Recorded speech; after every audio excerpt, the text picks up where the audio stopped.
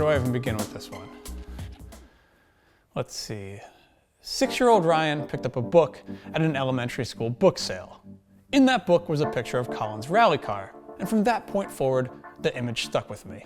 The rallying lifestyle becoming the ultimate dream. Colin's wild driving style had us all excited. I idolized his determination, and I tried my best to model his commitment to the sport. His passing was shocking and tragic, but his legend lives on. And on this episode, I'm here with Subaru celebrating his legacy, 20 years to the date of his Drivers' Championship victory.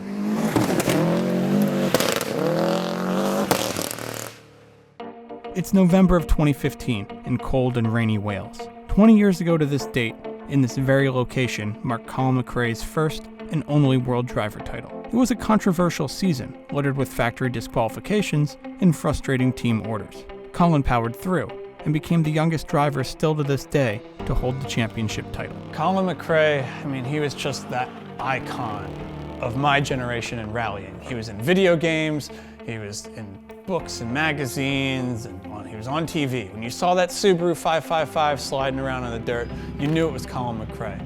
He was who I thought was the rallying guy, and from there I learned, hey, there's a lot more people in the sport too, but Colin, it was just his driving style, the aggressiveness, he had his heart and soul, you could see in the driving itself. And I think that's what made Colin so special to everybody. Here in the D-side service area, teams prep for the morning start of Wales Rally GB.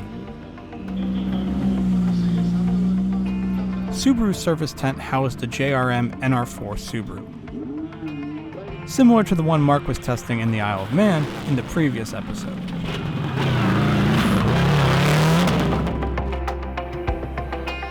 It's a brand new STI chassis, running in the production class. What makes this car special, however, is the livery replicating Colin's championship-winning car. The car will be driven by 8-time Rally America champion David Higgins and his co-driver Greg Drew.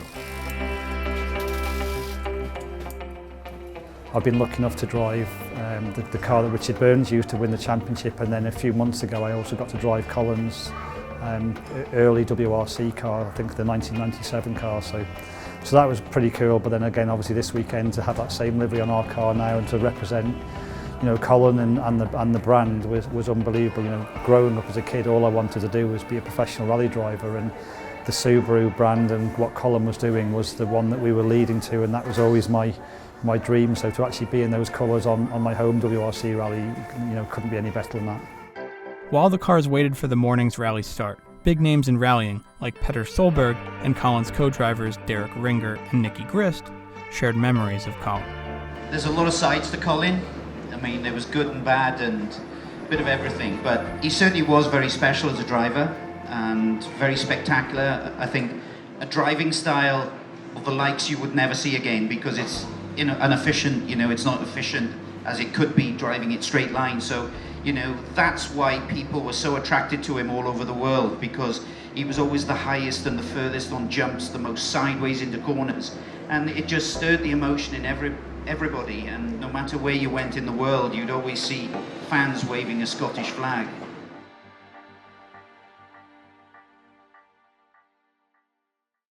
I awoke in Chester for day one of Wales Rally GB. I'm here with equally rally-obsessed Jalopnik writer Raphael Orlov, enjoying the breakfast buffet. But there's no time for that really, because we're itching to get out and spectate a true WRC event. The Subaru tour bus dropped us off at some awesome spectating spots. The first being the infamous Sweet Lamb Rally Complex. It was cold, but the wind chill made it brutal. The weather was crazy. It was windy, it was freezing. We were up at the top of this little hill at one point looking over the complex. And, the wind was just pushing us backwards. Go back down! The weather wasn't stopping spectators of all different countries from lining the stage. With the Zero car through the stage, Wales Rally GB was on.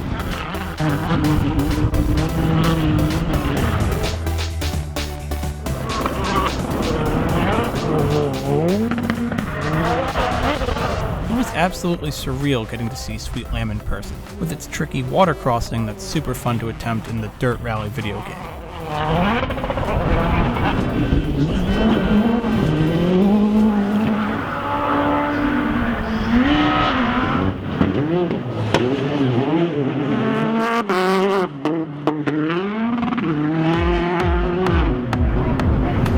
David came through, with the Subaru looking at home on the gravel. The STI may be bigger and more civilized nowadays, but it was maintaining its rally prowess. By midday, David pushed this mostly stock vehicle to top 20 stage times and a large production class lead.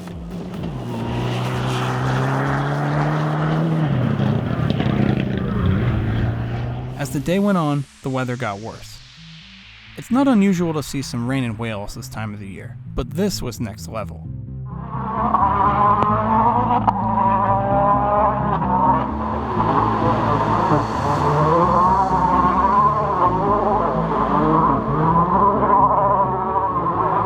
The hardest thing with this rally is it's the weather that makes it so changeable. Like there was some stages here that I know really well. Is like Haffron stage. I mountain bike there every week, but I've never seen it like it was this weekend. The weather can change so quickly, and even from you can have a little bit of a gap in the running order in the cars, and all of a sudden the ruts that the cars have made before can fill with water, so you're aquaplaning. You then get a closer gap where you're running closer to the car in front and the water's gone, but you're catching cars. So there's so many sort of challenges that are thrown at you with this weather. We stood around for hours in the sideways rain awaiting cars. In order to get closer to the stage, some spectators attempted to navigate the slippery hill. Hey, we made it. What's wrong with that kid? We brought you some tea. Ah, whee! Whee! Oh dear. Ah, bugger. Bugger. Rain pants allowed for extra speed. Do you want some help? No. Right, you're on your own. Damn it. Damn it. Team Poncho going once, twice, world record. Boink. This guy tried the two-step technique. There's an I-20 WRC coming and I'm going to see it first. I'm gonna try the fast approach. Hey, it worked. Me too. Ow. Oh, changed my mind. It's not worth it. Back up, or down, all right. Two-step, see, not bad. Ah, I'm Valentine's Stig. Definitely not drunk. Ah, damn it, the view's not even that good. It wasn't until we got to the 4 stages that I got to see the true beauty of the Welsh roads. Raph and I went on a hike, searching for the best spectating spots. We have like 2 hours to kill here, so we're just hiking around. Wales's narrow and curvy gravel roads arc their way through lush, mossy forests. It's truly breathtaking. It's so beautiful. The GoPro is not going to do that justice. Oh yeah. It's raining. We've got our rain pants on. Raph's got his Mainer logger suit. We've been walking for like an hour now. Here they trimmed the trees here, so you could get a nice cut. But you can only cut so much, because as you can see, you don't want to really cut anymore, because you'll be down there. Raph's getting a little nervous.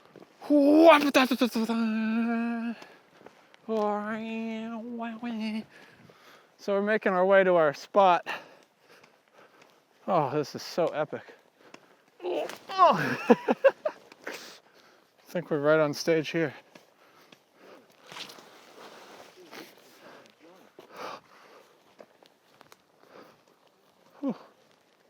Oh yeah. Oh, it's getting properly wet. Properly wet out here. Good thing my Salomon shoes aren't keeping me waterproof. That's the dedication to rally spectating, is it's pouring out, but hey, it's still fun, right? Just to stand on a WRC stage and know that it's gonna go hot, but I'm standing on it right now and there's nobody around me. It's like having the VIP seat to the greatest motorsports event in the world. Before long, we heard the echoing sounds of a Volkswagen Polo. It danced into view, leading the pack.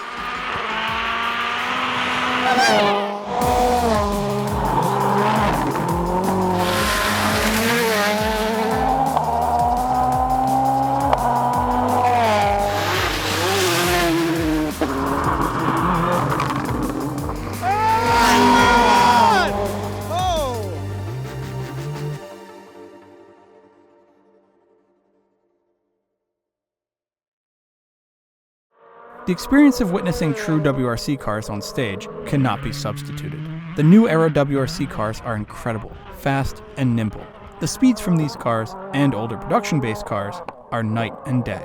So with the new WRC cars, We've come quite a long way from Group A rallying. But Group A is still some of my favorite rallying of all time, because there's something really special about seeing like a regular production car hitting these stages. I mean, that's what made David Higgins' car, the NR4 car, so awesome. Hey, you could buy that car pretty much out of the box and go rallying with it. Now, don't get me wrong, I mean, I love WRC cars, I love the top-end cars.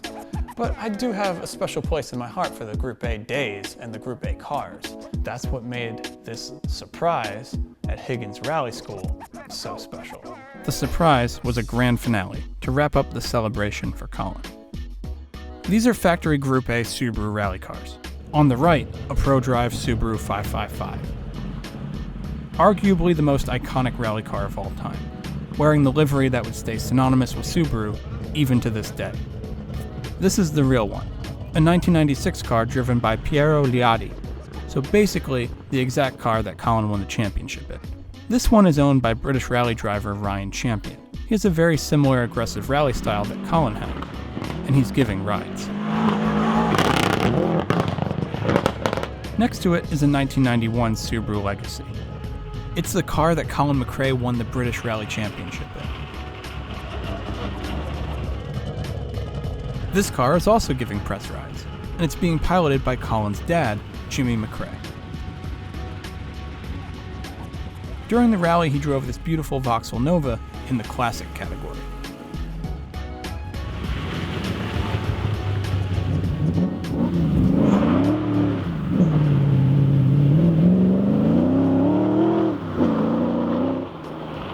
Now he's swapping to the Legacy to give a few special people the rally ride of a lifetime.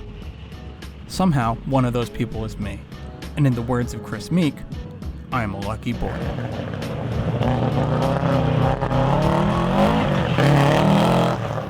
Before I get to go out on the rides, though, I had to prove myself in the Rally School Impreza. It's a rally car that had a strange similarity to my personal Impreza. Silver with blue painted Legacy wheels, except this one was converted to rear-wheel drive. I took it around the stage loop, trying to restrain my want to push hard and go crazy sideways. So we're pulling out of the lot, and I just wait till we're almost to the stage, and I ask him, like, can we go now? And I think that startled him because I think he thought I was going. And at that point, I could tell he was a bit nervous of me trying to push, which I don't blame him because, hey, if you're an instructor and you're just jumping in with a bunch of strangers and you don't know what their rallying background is at all, I'd be pretty damn nervous too. Easy. But it was pretty crazy. The stages were nuts. I mean, they were super wet, super slippery. Keep it going. I got it flat to the floor. Right, brake third, up and round left. Don't cut. With my loop finished, Jimmy's co-driver's seat was open. 1, 2. Can you hear me? Yeah, I can hear you. Good. I need a little more volume. There we go. Perfect. Perfect. I'll start calling you notes.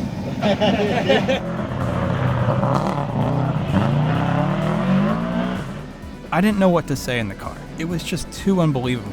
I spent my childhood worshiping this family, and here I was sitting in the car that helped propel Colin's career, with his father.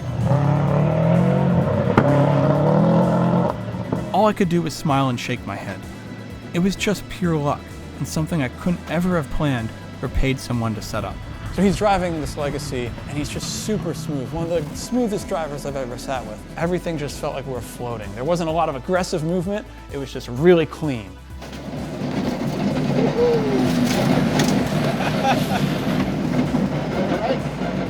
Awesome. This thing is so smooth. What suspension's in this? Is there a Ryger setup? Yeah. Jimmy was so personable, and I wanted to chat with him more, but the opportunity never arose. Well, I guess I gotta get out, but I can talk to you more. No problem. Thanks, Jimmy. Thank you. From the Legacy, I climbed into the 555 Impreza with Ryan Champion. There you Hi go. there, I'm Ryan. Hey, Ryan. Hi. Nice to meet you. I'm Ryan as well. Oh, well that's easy then. I was very excited for this, because just watching him drive around warming up the car, I saw exceptional talent, and a desire to always push it to the max.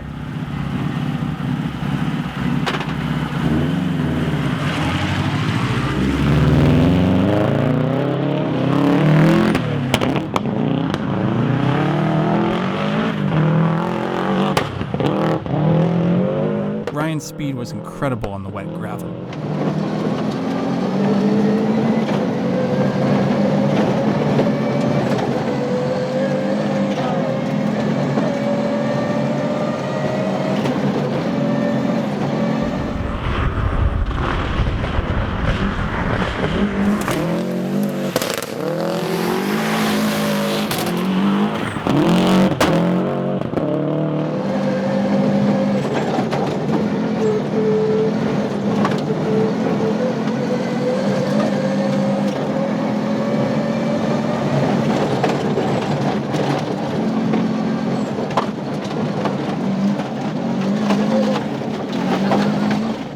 Flat out through everything. He's really pitching the car weight around.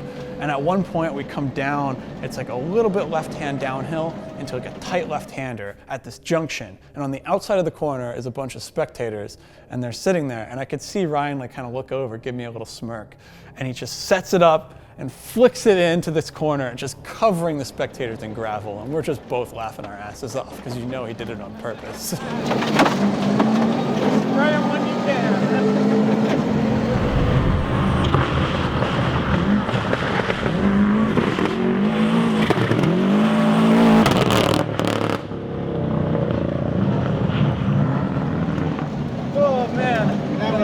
I gotta let that soak in, you know?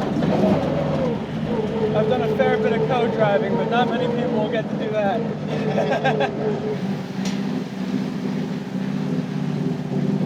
Oh man. Like I said, I've done a fair bit of co-driving, but that's gonna take a while to sink in.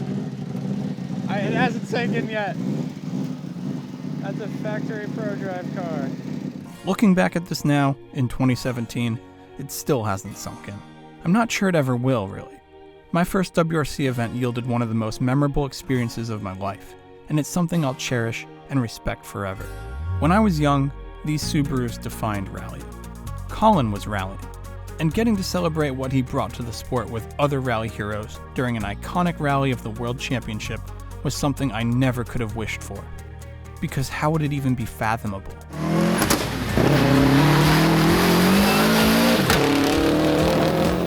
I want to thank Subaru USA and Subaru Rally Team USA for bringing all these things together for one big celebration.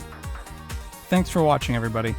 This is truly an important piece to me, and I'm happy to finally be sharing it.